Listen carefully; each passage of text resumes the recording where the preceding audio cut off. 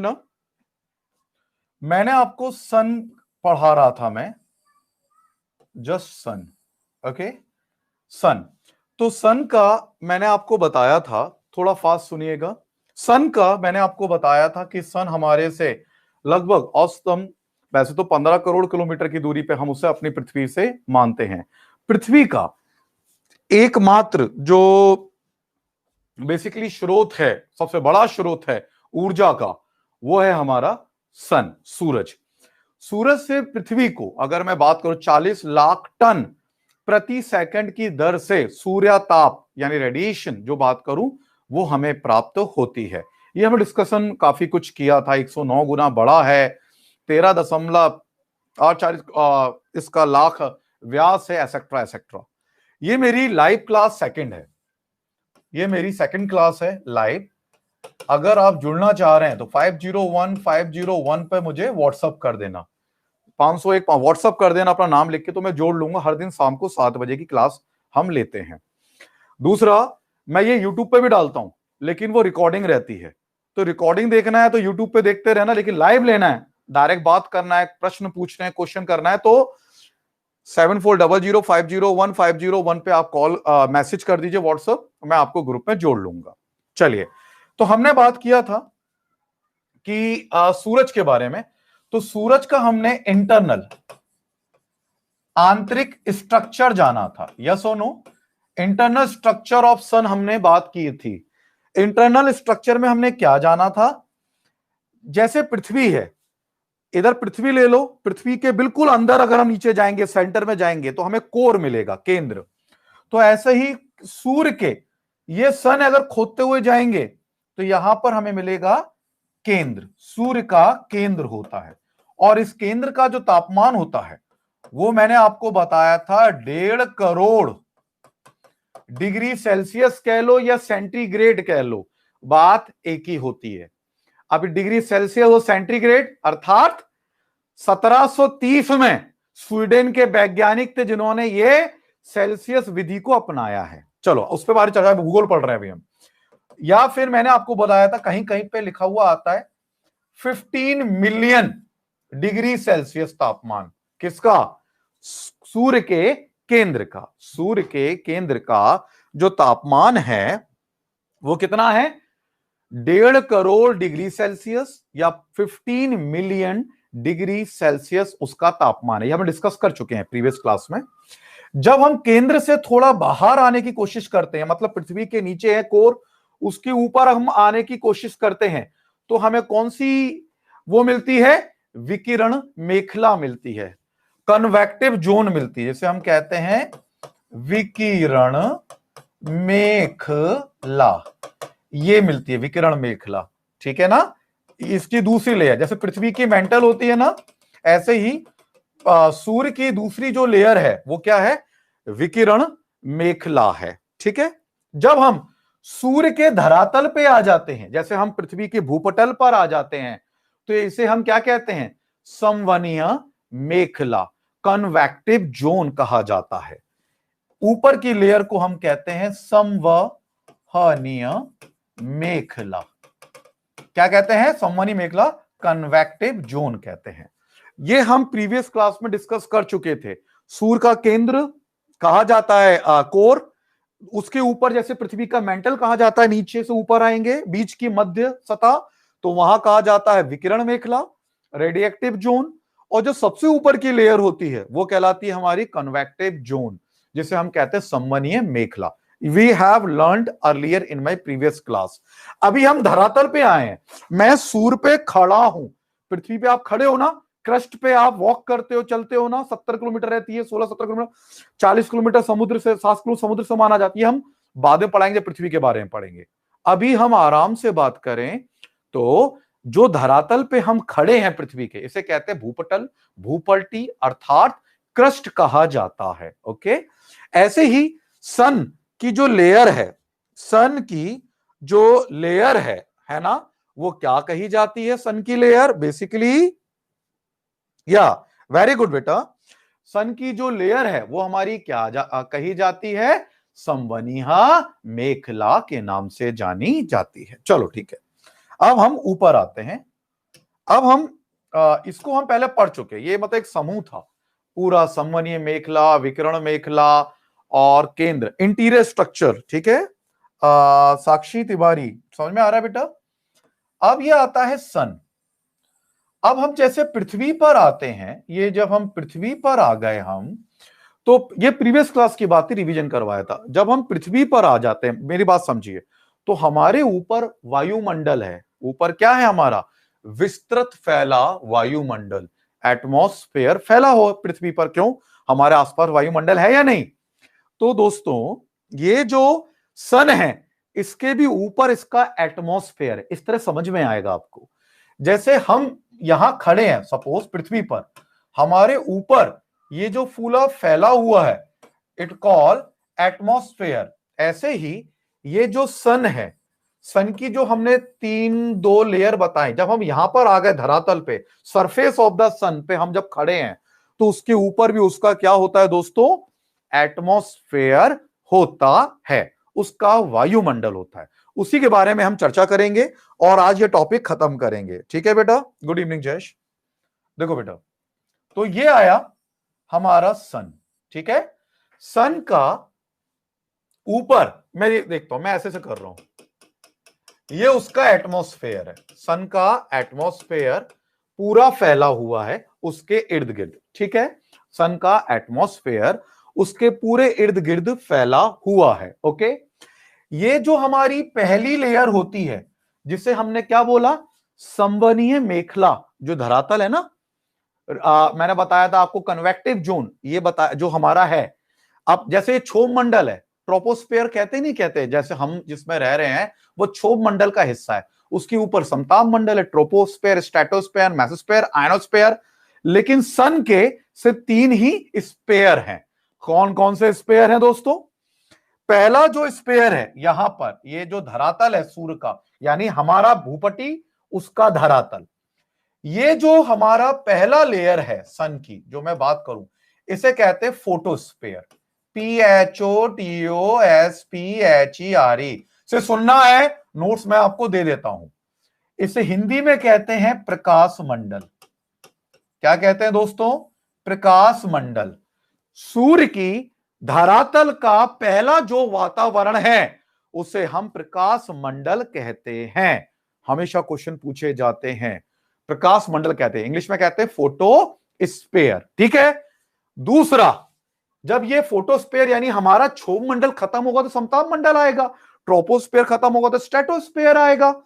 तो ऐसे ही जब ये खत्म होता है, मैं इतना लिख रहा हूं, मैं ऐसे से कर रहा हूं, जब ये खत्म होता है तो इसका एक दूसरा, नहीं साक्षी प्लीज सुनो, सुनोगे ज्यादा बेटर होगा, लिखो नहीं, कोरोना ही कुछ नहीं होता, सुनो। जब ये खत्म होता है तो हम क्या कहते हैं इसके? फोटोस्फेयर, इसके ऊपर हम क्या कहते हैं? क्रोमोस्फेयर। CHROMOSPHERE, chromosphere. इसे हिंदी में कहते हैं दोस्तों वर्णमंडल। क्या कहते हैं हम? वर्णमंडल। अब जब ये भी खत्म हो जाता है, तब आता है साक्षी जो तुमने लिखा है ना, हाँ, ये हम क्रस्ट से जा रहे हैं मयूरी। जब हम यहां पर हैं, ऊपर, बिल्कुल ऊपर आ गए, जैसा हमारा troposphere, stratosphere, mesosphere, ionosphere, exosphere, ऐसे ही सूर्य का भी वायुमंडल है। पहला फोटोस्फेयर, दूसरा क्रोमोस्फेयर, जो तीसरा है वो है कोरोना। क्या है? कोरोना, ठीक है बेटा। जो हमारा तीसरा मंडल है वो क्या कहलाता है? कोरोना कहलाता है। उसे हिंदी में भी मैं कोरोना लिख देता हूं। तो आपको एक ओवरव्यू तैयार हुआ, ये सूर्य का वायुमंडल, atmosphere, sun. I am talking about atmosphere of sun. Please focus करना अच्छे से बेटा। तो नीचे जैसे मैंने बताया था, नीचे गए थे क्या बताया था? इंटरनल स्ट्रक्चर ऑफ सन, नीचे केंद्र था, उसके ऊपर जैसे पृथ्वी का मेंटल होता है, तो वहां पर क्या था? विकिरण मेखला, उसके ऊपर संवहनीय मेखला, आई मीन टू से रेडियो एक्टिव जोन और कन्वेक्टिव जोन। अब हम ऊपर की बात कर रहे हैं, तो ऊपर सबसे पहले प्रकाश मंडल, फोटोस्फेयर, सूरज के उसके ऊपर क्रोमोस्फेयर, उसके ऊपर कोरोना। ये 3 लेयर आपको याद करनी है जो सूरज की होती हैं। अब हर लेयर के बारे में हम चर्चा करेंगे, लिखेगा कोई नहीं, सिर्फ यहां दिमाग में डालेंगे। ओके, चलिए, तो पहले हम बात करते हैं प्रकाश मंडल की। प्रकाश मंडल ये कितना ऊपर है? इसको हम सिर्फ कहते हैं कुछ 100 किलोमीटर, लाखों किलोमीटर नहीं, हजारों किलोमीटर नहीं, इसे हम कहते हैं, ये प्रकाश जो मंडल है। अब मैं इसे थोड़ा सा ऊपर कर देता हूं आपके सामने, चलो मैं लिखा रहने देता हूं, देखिए। चलिए मैं इसे थोड़ा सा, चलो इधर लिख देता हूं। इसे हम कहते हैं प्रकाश मंडल को, ये कुछ 100 यानी कुछ 100 किलोमीटर के आसपास होता है, कुछ 100 किलोमीटर की ऊपर होता है। कौन सा? प्रकाश मंडल। कहां से? सूर्य के सरफेस से, सूर्य के धरातल से कुछ 100 किलोमीटर ऊपर तक हमारा फोटोस्फीयर, जिसे हम प्रकाश मंडल कहते हैं, फैला होता है। ठीक है बेटा, एक पॉइंट। अब क्या होता है, ये जो मंडल होता है, ये प्रकाश मंडल, अब ये धरातल से लगा हुआ है, और धरातल का जो तापमान बताया था 15 मिलियन डिग्री सेल्सियस, यानी लगभग 1.5 करोड़ डिग्री सेल्सियस जो तापमान है हमारे सूर्य के केंद्र का, तो ये उसके पास का, काफी पास का हिस्सा है। कुछ 100 किलोमीटर है और ये काफी पास का हिस्सा है। किसका? सूरज के धरातल का। ठीक है, अब इसकी विशेषता क्या है? देखो मैं आईएएस लेवल पर टच करता हूं, प्लीज ध्यान से सुनिए। इसकी विशेषता क्या है? सबसे पहली परत, क्वेश्चन पूछा जाएगा, 1 नंबर क्वेश्चन, धरातल से सबसे पहला layer of atmosphere, you will write photosphere, पहला क्वेश्चन। दूसरा क्वेश्चन, इसकी विशेषता है एब्जॉर्ब करने की। क्या? एब्जॉर्ब करने की। एब्जॉर्ब मतलब अवशोषण, सोखने की, खींचने की, इसे एब्जॉर्ब करने की इसकी विशेषता मानते हैं। सबसे पहली क्वेश्चन जुड़ा है, मैं बताता हूं कौन सा क्वेश्चन है। प्रकाश मंडल सबसे ज्यादा जो नीचे से गैस आती है, जो प्रकाश होता है, आप जानते हो नाभिकीय संलयन, न्यूक्लियर फ्यूजन होता है, प्रीवियस क्लास में बताया था। तो जो प्रकाश होता है, जो प्रकाश आ रहा होता है, वो कई प्रकार के रंग वाला होता है। हम भी जानते हैं 7 कलर, तो हम भी जानते हैं, विव, वीआईवी, जीआईवी, और जानते हैं, फिजिक्स में हम चर्चा करेंगे बाद में। विव, ग्योर, वायलेट, ऑरेंज, रेड, सीक्वेंस में वीआईवी, जीवाई, ओ आर, रेड से स्टार्ट करते हैं, रेड, ऑरेंज। तो वहां पर भी प्रकाश में कई रंग होते हैं। सूर्य से बाहर जो प्रकाश निकल रहा होता है, उसमें भी कई प्रकार का रंग होते, जुड़े होते हैं। ये क्या करता है? प्रकाश मंडल क्यों कहते हैं? क्योंकि वो उन रंगों को, जो प्रकाश ऊष्मा आ रही है, उन्हें एब्जॉर्ब करना शुरू कर देता है। क्या करता है? एब्जॉर्ब करना शुरू कर देता है। मैं हूं प्रकाश मंडल, धरातल पे जुड़ा हुआ। कोई भी, जब तक फ्लेम, सूरज की न्यूक्लियर फ्यूजन द्वारा जो फ्लेम निकल रही है, वो मेरा भोज बनेगी। जब तक मैं उसे सोकूंगा नहीं, तब तक ऊपर कहां नहीं, वनमंडल, क्रोमोस्फेयर में जाने नहीं दूंगा। मेरी भूख मिटाओ। तो ये प्रकाश मंडल है, वो जो नीचे से आ रही होती है, उन्हें एब्जॉर्ब करता है, मतलब अपने तक रोकने की कोशिश करता है। मजा आ गया, समझ मेरी बात? इसके कारण क्या होता है? आईएएस के 2 क्वेश्चन पैदा हो जाते हैं। इसकी इस प्रक्रिया के कारण, ये प्रोसीजर के कारण आईएएस के 2 क्वेश्चन हमारी पृथ्वी पर पैदा हो गए। सोचो कितने जुड़े हुए हैं सूर्य से हम लोग। क्या हो गए? फ्रॉनहाफर रेखाएं क्या होती हैं? फ्रॉनहाफर रेखाएं एमपीपीएससी में भी क्वेश्चन आया है, आईएएस में भी आया है क्वेश्चन। ये फ्रॉनहाफर रेखाएं पैदा कहां होती हैं? अब आपको पता है, हमने अवशोषित किया, तो वो कहां होती हैं? प्रकाश मंडल में होती हैं। पहली बात, फ्रॉनहाफर रेखाएं कहां होती हैं? प्रकाश मंडल में पैदा होती है। कैसे पैदा होती हैं? इसके एब्जॉर्ब करने के कारण। जब वो एब्जॉर्ब करता है, तो वो क्षेत्र जो होता है वो डार्क में चला जाता है, डार्क डार्क डार्क डार्क होता चला जाता है। सन स्पॉट, सूरज के काले धब्बे कहां होते हैं? यही होते हैं प्रकाश मंडल में। दूसरा क्वेश्चन, सन स्पॉट। अब आप देखेंगे प्रकाश, सूर्य के धब्बे और फ्रॉनहोफर रेखाएं ये कहां हुई? प्रकाश मंडल में हुई। क्यों हुई? क्योंकि वो नीचे से जो फ्लेम्स आ रही हैं वो उन्हें एब्जॉर्ब करता है। एब्जॉर्ब करने के कारण कहीं कहीं पर बहुत ज्यादा डेंसिटी बढ़ जाती है, और डेंसिटी के बढ़ने के कारण क्या होता है? हमें दूर से सूर्य पे लाइनें दिखाई देती हैं और दूर से सूर्य पर कुछ धब्बे दिखाई देते हैं, और ये सभी कारण होता है प्रकाश मंडल का, फ्रॉनहोफर रेखाओं और अवशोषण करने के कारण। समझ में आया? ओके, तो इसकी आपकी दो विशेषताएं आप ध्यान रखेंगे। पहला, प्रकाश मंडल में फ्रॉनहोफर रेखाएं हैं। दूसरा, जो धब्बे हैं वो यहीं पर मौजूद हैं। अब मैं ऊपर की लेयर की चर्चा करूंगा, क्योंकि हमें 200-250 शब्दों में लिखना होगा तो ज्यादा नहीं लिख सकते। अब हम ऊपर गए, कितने? कुछ 100 किलोमीटर ऊपर गए। ऊपर गए हम कुछ 100 किलोमीटर, तो हमें क्या मिला? जैसे हमें मिलेगा समताप मंडल, स्ट्रेटोस्फेयर, वहां पे क्या मिलेगा? वर्णमंडल, क्रोमोस्फेयर। क्रोमोस्फेयर की जो ऊंचाई होती है वो होती है दोस्तों 2000 से 3000 किलोमीटर। कितनी होती है? 2000 से 3000 किलोमीटर। कहां से? अपने प्रकाश मंडल से ऊपर फैला है ये कौन सा? वर्णमंडल। 2000 से 3000 किलोमीटर इसकी ऊंचाई होती है। अब इसकी क्या खासियत है और क्वेश्चन किस प्रकार आते हैं दोस्तों? यहां पर जब ये पहुंचती है फ्लेम्स, एक क्वेश्चन आया था स्पीक्यूल्स। स्पीक्यूल्स क्या होता है?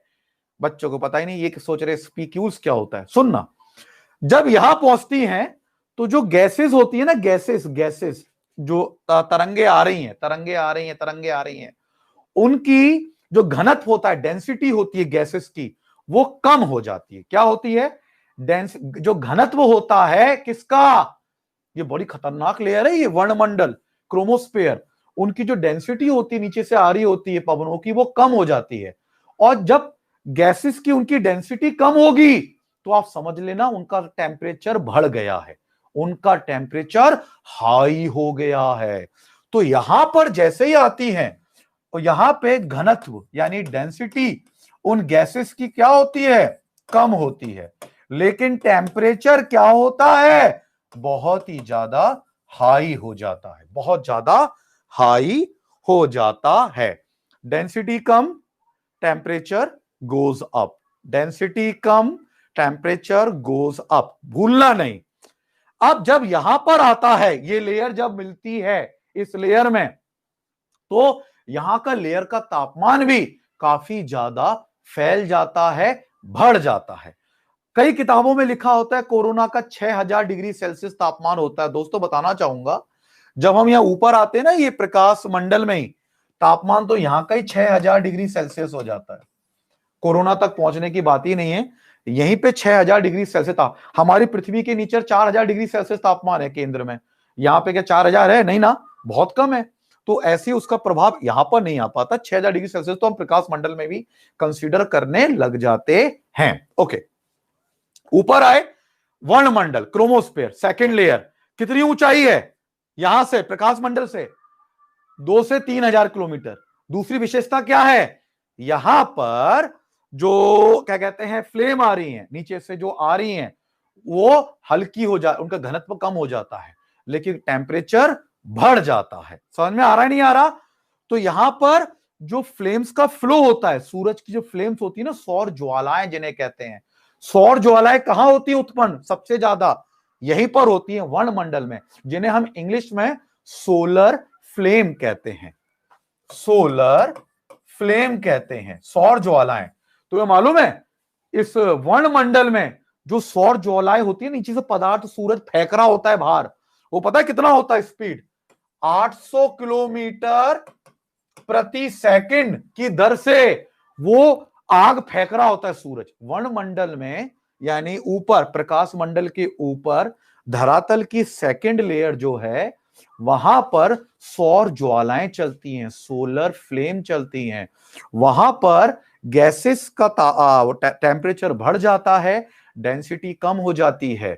और इस स्थिति में अगर हमारे वैज्ञानिकों ने कहा है वहां का 800 किलोमीटर प्रति सेकंड की दर से वो फेंक रही होती हैं, क्या सोलर फ्लेम फेंक रही होती हैं। इसी प्रोसेस को हम क्या कहते हैं, इसकी फ्यूल कहते हैं। स्पाइक्यूल लिख लो, SPICULE, है ना। इसके स्पाइक्यूल्स कहते हैं, मैं उसमें डाल दूंगा। इसे हम स्काईक्यूल भी कहते हैं और स्पाइक्यूल कह के भी बोलते हैं। इस तरह का जो वर्णमंडल में प्रवाह आ रहा है नीचे से गैसेस का, उसे हम कहते हैं स्पाइक्यूल्स कहते हैं। ध्यान रखना, जो ऊपर से स्काईकूल फेंक रहा होता है, फेंक रहा है, स्क्यूकूल भी कह सकते हैं, फेंक रहा होता है, ठीक है। CULES, SPICULES। तो ये इसकी विशेषता हो गई, किसकी हो गई, वर्णमंडल की। दो विशेषताएं, यहां पर सौर ज्वालाएं चलेंगी, यहां पर गैसेस का घनत्व कम होगा। और क्या होगा, गैसेस का घनत्व कम हो जाएगा, तापमान बढ़ जाएगा। ये आप रिलेशन देखेंगे, इनवर्स रिलेशन, एक बढ़ रहा है एक घट रहा है। और यहां पे क्या होता है, स्पाइकूल दिखाई देता है, जिसमें प्रवाह पदार्थ जो फेंक रहा होता है वो होता है 800 किलोमीटर प्रति सेकंड। खैर, अब हम पहुंच गए सूर्य की सबसे ऊंची लेयर पे, तीसरी लेयर। तीसरी लेयर को हम क्या कहते हैं प्लीज। ओके, चलो अब सुनो मेरी बात, है ना। आई एम जो मैं डेटा आपको प्रोवाइड कर रहा हूं वो नासा की वेबसाइट से आप कलेक्ट करिए, ठीक है। ओके, हर के पीछे रीजन होता है। जैसे आप सोचो, एक प्रैक्टिकल बात है, रट्टा तो नहीं बनना। हम यहाँ पे खड़े, वहां पर तापमान कम है, उतना तापमान नहीं है। जैसे जैसे हम ऊपर जाएंगे समताप मंडल में तापमान बढ़ना शुरू हो जाता है, ये आपको अच्छे से मालूम है। पहले कम होगा क्षोभ मंडल, फिर तापमान बढ़ जाएगा। वहां पे हमारा ओजोन परत है जो एब्जॉर्ब कर रही है। फिर ऊपर जाके तो क्या होता है, जो हमारी पहली लेयर कभी भी जो धरातल के टच में होती है उस लेवल पे गर्म नहीं हो सकती जितनी कि उसके ऊपर की लेयर संभव है होने के लिए। ठीक है बेटा। प्रकाश साहू, प्रशांत साहू, समझ में आया। अब यह आता है हमारा कोरोना। तो अब मैं इसे थोड़ा ऊपर कर देता, कोई बहुत ज्यादा खिचपिच हो जाएगी, ठीक है बेटा। अब देखिए, ये है हमारा सन। पहली लेयर जो हमने बताई वो थी हमारी प्रकाश मंडल, प्रकाश मंडल, फोटोस्फीयर। दूसरी जो हमने लेयर बताई वो थी हमारी क्रोमोस्फीयर, वर्णमंडल। जो तीसरी हमने लेयर बताई वो है हमारी कोरोना। देखो दोस्तों, एक बात ध्यान रखना आप लोग, ये जो लेयर है प्रकाश मंडल, ये 2000 से 3000 किलोमीटर ऊंचाई पर है। कितनी ऊंचाई पे बेटा, 2000 से 3000 किलोमीटर की ऊंचाई पर है ये।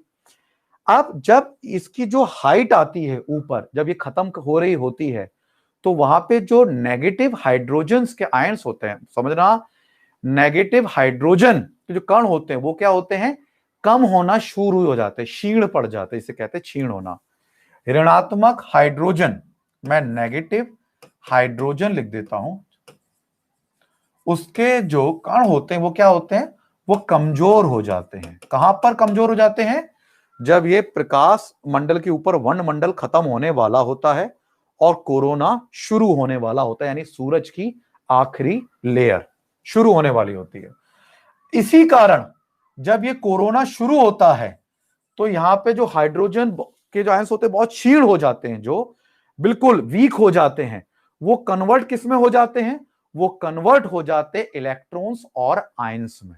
किसमें हो जाते हैं, जो कोरोना में है वहां पे पाए जाते हैं इलेक्ट्रॉन्स और आयंस पाए जाते हैं। क्या पाए जाते हैं, इलेक्ट्रॉन्स और आयंस। किसमें, जो सबसे आउटर लेयर है कोरोना, हमारे सूरज के वायुमंडल की, वहां पर सबसे ज्यादा जो पाया जाता है वो पाया जाता है आयंस, यानी इलेक्ट्रॉन और आयंस की मात्रा ज्यादा। क्यों पाई जाती है, क्योंकि नीचे की उसकी सतह में हाइड्रोजन के ऋणात्मक जो कण थे वो क्या होते, वीक होते जा रहे थे। अब यहां पर जो इलेक्ट्रॉन और आयंस पाए जाना का मतलब क्या है, यहां पर सोलर फ्लेम की बदले में सोलर विंड चलती हैं। इन्हें क्या कहते हैं, सौर्य पवनें कहते हैं। सोलर विंड चलती है कहां पर, कोरोना में। ध्यान रखना बहुत इजी है, मैं नोट्स भेजूंगा, एक बार रीड करोगे, रिवीजन करोगे, तुरंत क्लियर हो जाएगा। मैंने बताया फ्रॉनहोफर रेखाएं कहां मिलती हैं, प्रकाश मंडल में। सन स्पॉट कहां मिलते हैं, प्रकाश मंडल में। वर्णमंडल में क्या मिला, स्पाइक्लू मिला। दूसरा, घनत्व कम होता है, ताप बढ़ जाता है, ये हमने देखा, समझ में आ रहा है। और यहां पर सोलर फ्लेम चल रही थी, सौर ज्वालाएं, जिनको प्रति सेकंड 800 किलोमीटर प्रति सेकंड की रफ्तार से पदार्थ बाहर फेंक रहा होता है। इसके ऊपर आते हैं तो हाइड्रोजन का ऋणात्मक क्षमता कम होती है, क्षीण हो जाते हैं। सबसे ऊपर क्या मिला, इलेक्ट्रॉन्स और आयंस, इसकी प्रवृत्ति होती है सौर ऊर्जाएं में, सौर पवनें बन जाती हैं। तो इस कोरोना में सबसे ज्यादा सोलर विंड दिखाई देती है।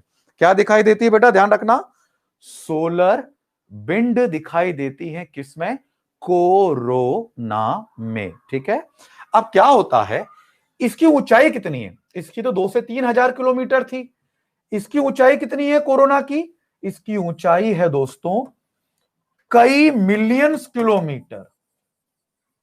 1.39 लाख बताया था ना थिकनेस, 1.39 याद होगा। इसकी जो ऊंचाई है वो कई मिलियंस किलोमीटर, जो नीचे की लेयर थी वो नीचे की थिकनेस कम थी, लेकिन इसकी थिकनेस आउटर लेयर की सबसे ऊंचा है, कई मिलियंस किलोमीटर है। समझ में आ रहा है, कई मिलियंस किलोमीटर तक ये हमारी जो कोरोना है वो फैली हुई है। वहां पर सौर ज्वालाएं देखने को नहीं मिल रही, वहां सौर पवनें देखने को मिल रही हैं, जो बहुत ज्यादा तापमान तो ऑब्वियसली बात है बहुत है, तो हमें सौर पवनों के रूप में वहां पे आयंस और इलेक्ट्रॉन देखने को मिलते हैं। कहां पे, कोरोना में। अब मेरी बात थोड़ा सा ध्यान रखना, क्या होता है दोस्तों, ये जब सौर ऊपर चलती है यहां पे बनती है चाप की आकृति, चाप। कोरोना को हम चाप की आकृति वाली विशेषता भी कहते हैं। कोरोना को चाप आकृति दिखाई देती, कैसी चाप, क्या, आर्च। क्या, यहां से जो फ्लेम उठती है वो दोबारा से नीचे आ जाती है कोरोना में, ऐसे ऐसे ऐसे ऐसे ऐसे, वो दोबारा से कोरोना में नीचे आ जाती हैं, जो फ्लेम होती है, चाप की आकृति दिखाई देती है। इस घटना को ऊपर उठी फिर नीचे समाना, ऊपर उठी फिर नीचे समाना, इस घटना को हम कहते हैं प्रोमिनेंस। क्या कहते हैं, प्रोमिनेंस घटना कहा जाता है, जो सूर्य की कोरोना में, कोरोना सतह पर संपन्न हो रही है। मेरी बात फिर से समझना, इस घटना को हम प्रोमिनेंस कहते हैं, जो ऊपर से चाप की आकृति में सूर्य में संपन्न हो रही है। ओके दोस्तों, तो बस फटाफट खत्म करूंगा मैं, ये समझ में आया तो है, मैटर है, ज्यादा मैटर है। और याद, जब मैं आपके साथ मेहनत कर रहा हूं तो मैं एक टॉपिक में टाइम खराब नहीं करूंगा, मैं कई चीजें बताऊंगा। तो आपने ये देखा, पहली लेयर फ्रॉनहोफर रेखाएं, ब्लैक स्पॉट। दूसरी लेयर सोलर फ्लेम्स, बहुत ज्यादा, टेम्परेचर हाई, डेंसिटी कम। तीसरी लेयर कई मिलियंस, प्रोमिनेंस जोन, स्पाइकूल्स नीचे, ऊपर प्रोमिनेंस जोन, वहां कई मिलियन किलोमीटर ऊपर तक फैला है, चाप की आकृति दिखाई देती है। वहां पे इलेक्ट्रॉन्स और आयंस की मात्रा मैक्सिमम होती है, यहां पर हाइड्रोजन के ऊपर जाना क्षीण होती चली जाती है। ओके, अब दोस्तों समझ में आ रहा है बेटा, सभी को प्लीज रिप्लाई करो, समझ में आ रहा है मेरी बात। मैं नोट्स जो मैं पढ़ाता हूं मैं वैसे ही नोट्स बना के देता हूं। क्या समझ में आ रहा है, रिप्लाई करो फटाफट, 2 मिनट में खत्म करूंगा। कमेंट किया करो, यस और नो। अब देखो मेरी बात समझो, मैंने बताया 15 डिग्री, 15 मिलियन डिग्री सेल्सियस कह लो या सेंटीग्रेड कह लो, बात एक ही है। पर जो तापमान होता है इसमें कोई भी, इस तापमान पर कोई भी पदार्थ, वस्तु ना ठोस रह सकती है, ना गैस में रह सकती है, ना तरल रह सकती है। इस तापमान पर एक नया पदार्थ अवस्था आती, इसे हम कहते हैं प्लाज्मिका या इंग्लिश में कहते हैं प्लाज्मा। प्लाज्मा कहते हैं, हिंदी में कहते हैं प्लाज्विका, प्लाज्मा कहते हैं, ठीक है, प्लाज्विका, प्लाज्मा। ओके, अब मेरी बात सुनिए, प्लाज्मा, ये प्लाज्मा शब्द कहां, ये चौथी अवस्था है। इस तापमान पर, ये क्वेश्चन आया है वो बता रहा हूं जो मैं, इस तापमान पर कोई भी चीज, कोई पदार्थ, कोई वस्तु न ठोस रहेगी, न तरल रहेगी, न गैस रहेगी, उसे एक और अवस्था नाम दिया है, वो कहते हैं प्लाज्मा, इंग्लिश हिंदी में कहते हैं प्लाज्विका। ये जो प्लाज्मिका जो अवस्था है, अगर बात करूं, ये नाम 1923 में आया था। चौथी जो अवस्था है हमारी, प्लाज्मा जिसे कहते हैं, चौथी अवस्था, ये नाम सबसे पहले कब आया था? 1923 में आया था, और इस नाम को देने वाले थे इरविन लैंगमूर। इरविन लैंगमूर ने ये नाम दिया था। कब दिया था दोस्तों? 1923 में ये नाम दिया था इरविन लैंगमूर ने। उन्होंने ही बताया था, प्लाज्मा नाम आता है, क्वेश्चन आया है तो आप याद रखेंगे, इरविन लैंगमूर ने ये नाम दिया था। 1923 से चला आ रहा है। एक चौथी अवस्था है पदार्थ की, वस्तु की, सब्सटेंस की, मैटर की फोर्थ जो स्टेट है उसे हम कहते हैं। ठीक है बेटा, सीधी सी बात है। साक्षी, जो तुमने शालू सिंह, आप याद रखिएगा, हमारे जो भी कण हैं, हाइड्रोजन के कण हैं, जब हमारे फ्लेयर्स में कन्वर्ट होती हैं, जब हमारी जो फ्लेयर्स जो बाहर निकलती हैं, जब उनमें डेंसिटी, सीधी सी स्टेट बात है कि जहां पर एब्जॉर्प्शन के बाद, जो एब्जॉर्ब करने के बाद जो हम फ्लेम निकलती हैं, जिन्हें हम फाइनल कहते हैं रेड कलर, हमारी जो कोरोना है वो है रेड कलर में। मेरी बात ध्यान सुनिएगा, वो है हमारी रेड कलर में। और रेड कलर उस स्थिति को कहते हैं जहां का एक पूरा का पूरा जो वायुमंडल, जो हमारा सन का वायुमंडल को चलो ये बता देता हूं, कोरोना जो लेयर है वो है हमारी रेड कलर की। और ये रेड कलर जो आ रहा है वो सोलर विंड के कारण हमारा पैदा होता है, जिसमें गैस ऊपर से नीचे की तरफ आती है। जब हाइड्रोजन के अणु जो होते हैं, हाइड्रोजन के आयन जो होते हैं, जब कभी भी वो वीक होते हैं तो it always convert into ions. ये आप ध्यान रखना, जब कोई भी चीज क्षीण होती है तो किसमें बदलती है?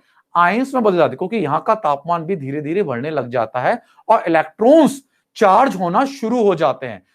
समझ में आ रहा है? हाइड्रोजन का क्षीण होना कन्वर्ट कराता है किसमें? आयंस और इलेक्ट्रॉन में। और वो कहां क्षीण हो रहे हैं? जस्ट कोरोना की नीचे की लेयर में। इसी कारण ये इंडिकेट करता है जो उसके ऊपर की जो मिलियंस किलोमीटर की लेयर है वो कहीं ना कहीं मैक्सिमम क्वांटिटी में अवेलेबल है, किस चीज की? इलेक्ट्रॉन्स की और आयंस की। इवन तुमने बहुत अच्छा क्वेश्चन पूछा, ये जो प्लाज्मा है, जो प्लाज्मा है ये भी आयन है, ये भी आयंस है। ये जो प्लाज्मा है हम इसे आयंस कह सकते हैं, plasma ions, due to maximum temperature plasma we call ions. कोई गलत नहीं होगा, ये आयन है। समझ में आया? ओके बेटा, I have to complete this session. तो ये आपके में आता है, इतना तापमान हमें कहां कहां देखने को मिलता है? तो जो आपकी फ्लोरोसेंट ट्यूब आती है ना, ट्यूब, अभी फ्लोरोसेंट ट्यूब आ रही है, नियॉन आ रही है, नियॉन, फ्लोरोसेंट, फ्लोरोसेंट ट्यूब आ रही है।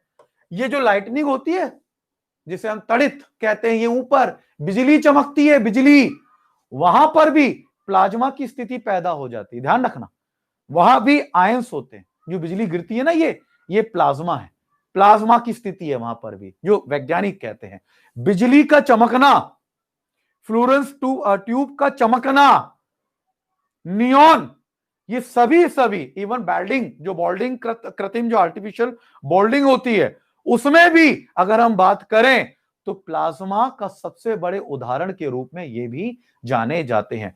फ्लोरेसेंट ट्यूब का 2002 में क्वेश्चन पूछा गया था। 4 ऑप्शन थे, निम्नलिखित में से कौन सा प्लाज्मा, जो पदार्थ की चौथी अवस्था है, उसमें ये जो प्लाज्मा है या आयंस कह लो, ये किस में दिखाई देता है? तो किस उदाहरण कौन सा बेटर है?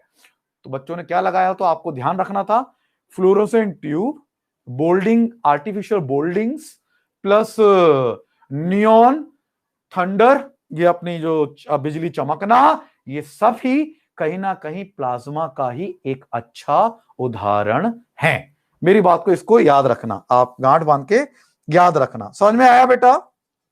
तो हमारी जो, अब देखो, अब मेरी बात सुनो, आप मुख्य परीक्षा दोगे, एग्जाम में दोगे, मैं आपको नोट्स भेज दूंगा। नोट्स मैं भेजा करूंगा रात के 12 बजे, क्योंकि मेरी 11:30 पौने 12 तक क्लास चलती है। उस दिन तो भेज दिया था क्योंकि संडे था, छुट्टी थी। अभी कंटिन्यू मेरी क्लास है, आप लोगों ने शेड्यूल देखा है। मैं 12 बजे फ्री होऊंगा आधे घंटे के लिए, तो मैं आपको नोट्स भेजूंगा। फिर मेरी 1:30 बजे क्लास है, एक घंटे की, दूसरे बैच की। तो अब आप देखो, मुख्य परीक्षा में हम 4 बैठे हैं, सपोज साक्षी, शालू, प्रशांत, रौनित, खरी, जो भी हैं बैठे हैं। मैंने ये सब लिख दिया, मैंने बताया, तर्क दिया, हाइड्रोजन आयंस कम होना, आयंस, सोलर विंड, फ्रॉनहोफर रेखाएं होना, चाप की आकृति होना, 800 किलोमीटर का प्रवाह होना, ऐसे। तो एग्जामिनर किसे देगा ये बताओ? बच्चे जब पढ़ाई शुरू करते हैं ना, पता वो क्या सोचते हैं, ये नहीं आता, ये भी नहीं आता, ये भी नहीं आता। तो तीसरी अवस्था पता है क्या होती है इस बच्चे की? तू भी नहीं आता, परीक्षा में तू भी नहीं आता। क्योंकि मुख्य परीक्षा में कोर्स की कोई लिमिट, ये मेन एग्जामिनेशन लिमिटलेस है।